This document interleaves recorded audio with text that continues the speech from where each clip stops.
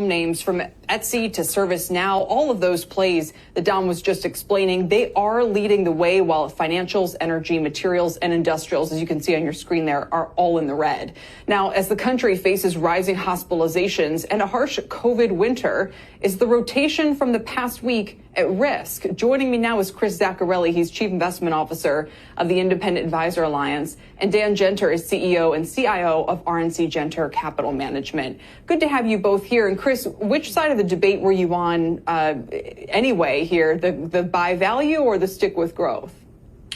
Well, from where we stand, growth has worked so well for so long, and we think that a lot of those growth names will continue to be great companies with great business models, and there's plenty of room for those to continue to run. And you're seeing that today. People haven't completely given up on it. However, we do believe now is a good time to start lightening up a little bit on those names in the growth sectors and looking within the industrials, within the materials and industrials, materials and financial sectors for opportunities for those companies that have been really left behind by this rally. Eventually, we will get through the COVID crisis. That vaccine announcement on Monday was one sign of the light at the end of the tunnel. And eventually, as things get back to normal, you're going to see a lot of reversion to the mean and all those other names. And that provides a really good risk reward going forward. So we do believe that there's an opportunity to move some of that money out of growth into value at this time.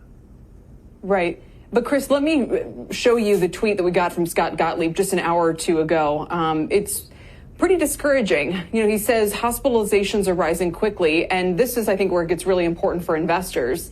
He says we need to start discussions about how we preserve health system capacity, explaining that it's going to be harder to backstop this time around for hospitals because COVID is so widespread.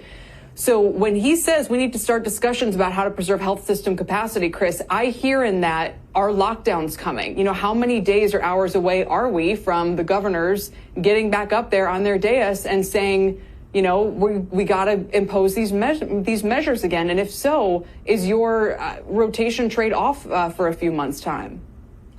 Well, there's no doubt that, you know, COVID is here with us to stay for some time to come. And just because a vaccine shows promise doesn't mean that epidemic is going to go away. You know, clearly this is going to be with us for many months and unfortunately maybe for another year even from now. So it's not like you can just, you know, blow the all clear and say everything is going to be fine. However, just because things aren't going to improve immediately doesn't mean that those stocks that have been beaten down have an opportunity to start coming back up to where they were before. You know, really, if you look at all of the earnings that were depressed throughout this entire lockdown period, yes, it's possible that we go back through some type of lockdown scenario again. I wouldn't necessarily say we're going to go through the exact same lockdown as we went through this spring. I think there's a lot of governors who will resist that. And I think even those governors who were in favor of it the first time probably want to do a little bit differently. So whereas where we saw maybe a broad brush across an entire state, now you're much more likely to see countywide shutdowns, if any, or you're likely to see it just happen in a less of a capacity as it did in the previous times. So I wouldn't say that necessarily hurts the investment thesis, but you're right. It absolutely could make it a little bit harder. It's not going to be a straight line up from where we ended earlier this year.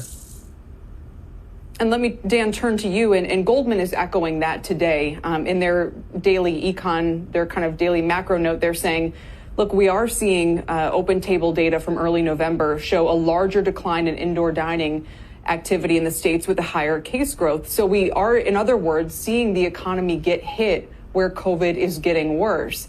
So tell me kind of what your advice for investors would be throughout this period where we know there's this, you know, hopefully magic bullet vaccine around the corner. But in the meantime, you know, we're going to see potentially a small rerun of what we saw in March, aren't we?